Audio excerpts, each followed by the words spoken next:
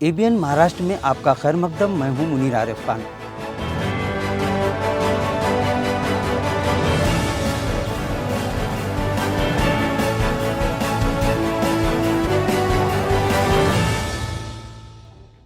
ABN Maharashtra में आपका खैर मकदम। मैं हूं मुनीर आरिफ खान।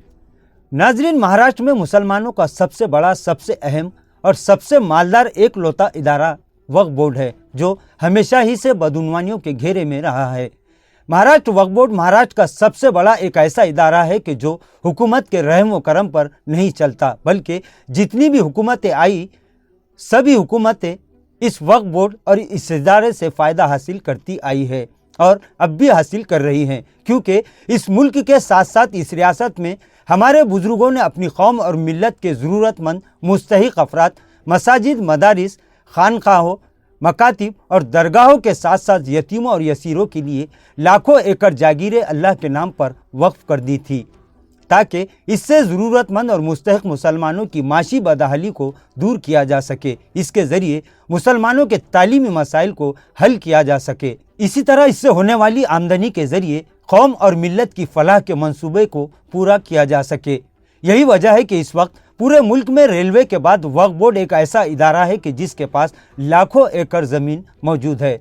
इसकी हिफाजत और देखभाल के लिए मुल्क में एक सेंट्रल वक्फ बोर्ड और 32 स्टेट बोर्ड मौजूद है। लेकिन यह अफसोस और दुख की बात है कि हुकूमत के साथ साथ हमारी कौम के वक्फ बोर्ड के वो दलाल जो मुसलमानों के सबसे बड़े गुनहगार हैं, इनके साथ साथ कुछ सियासी नेताओं की काली करतूतों की वजह से आज भी मुसलमान खुद अपनी ही इमलाक और अपनी ही जागीरों से फ़ायदा उठाने से महरूम हैं। और सिर्फ महरूम ही नहीं, बल्कि इन्हें एक साजिश के तहत अपनी ही जागीरों से महरूम किया जा रहा है। नाज़रीन, वक्फ इमलाक की हिफाजत और इसके सही इस्तेमाल को यकीनी बनाने के लिए वक्फ एक्ट 1995 बनाया गया था, जिसमें वक्फ ज़मीना से मुतालिक अहम कानूनी नुकात शामिल है। लेकिन जैसे कि गुज़िश्ता कई सालों से वक्फ एक्ट को लेकर मौका मिलते ही सुर बुलंद होने लगते थे, लेकिन अब 2024 इलेक्शन से पहले एक मंसूबाबंद साजिश के तहत मुसलमानों को जो पहले ही माशी तौर पर कमज़ोर है, इन्हें मज़ीद कमज़ोर और लागर करने के प्लान को अमली जामा पहनाने, इसी तरह शायद मुसलमानों की लाखों एकड़ ज़मीनात को हज़म करने के लिए अब इसी वक्फ एक्ट 1995 को ख़त्म करने की हुंकार भरी जा चुकी है।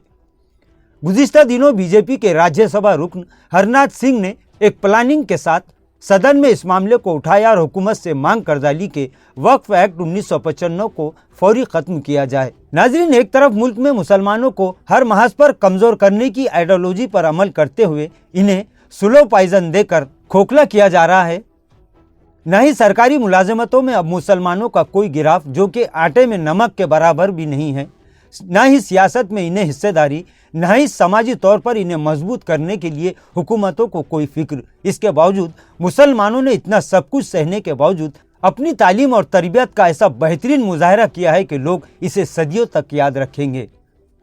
लेकिन मुसलमानों को अब भी हुकूमत से ये उम्मीद है कि हुकूमत मुसलमानों की तालीमी, माशी, सियासी और समाजी पसमानदगी को दूर करने के लिए कुछ तो इक़दाम ज़रूर करेगी। लेकिन देना तो छोड़िए, खुद मुसलमानों की अपनी ही इमलाक को इनसे छीनने की साजिशें शुरू हो चुकी है।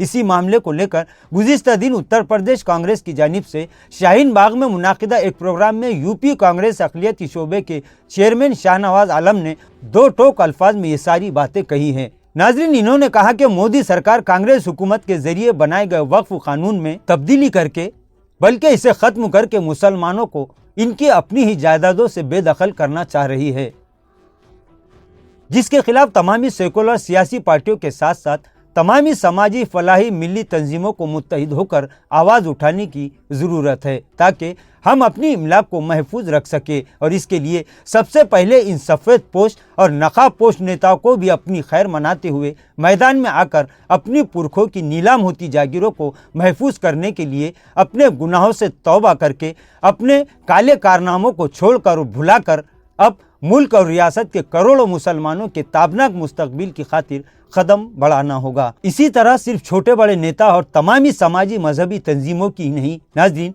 अब ये पूरी मिल्लत इस्लामिया की जिम्मेदारी है कि वो इस वक्फ इमलाक की हिफाजत करे, वरना सांप मरने के बाद लाठी पीटने से कुछ हासिल नहीं होगा।